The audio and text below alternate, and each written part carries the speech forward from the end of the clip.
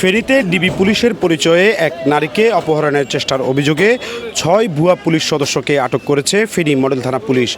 মঙ্গলবার বিকেল ৫টার দিকে ফেনী সদর উপজেলার পাঁচগাছিয়া ইউনিয়নের লক্ষ্মীয়ারা বাজার এলাকা থেকে তাদের আটক করা হয়। আটকরা হলেন পলাশ হোসেন ওরফে ইউনুস মিয়া, মোহাম্মদ শাওন, পলাশ হোসেন ওরফে পলাশ আহমদ, ইমরান ওরফে ইমরান হোসেন রিহান, মিনহাজুল আলম ওরফে তামিম এবং আব্দুল আহাদ ওরফে মেজবা। এদের মধ্যে একজন ফেনী সদর এলাকার বাসিন্দা এবং বাকি ৫ জন কুমিল্লার ১৪গ্রাম উপজেলার আলকরা ইউনিয়নের বাসিন্দা।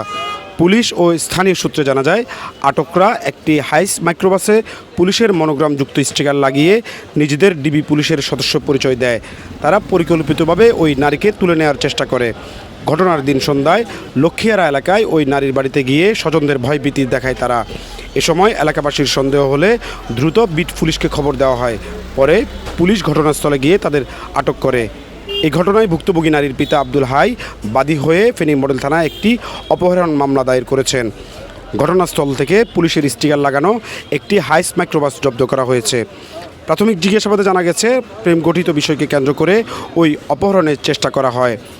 পুলিশ জানায়, অভিযুক্তদের বিরুদ্ধে প্রয়োজনীয় আইনগত ব্যবস্থা নেওয়া হয়েছে এবং বুধবার দুপুরে আদালতের মাধ্যমে তাদের জেল হাজতে পাঠানো হয়েছে।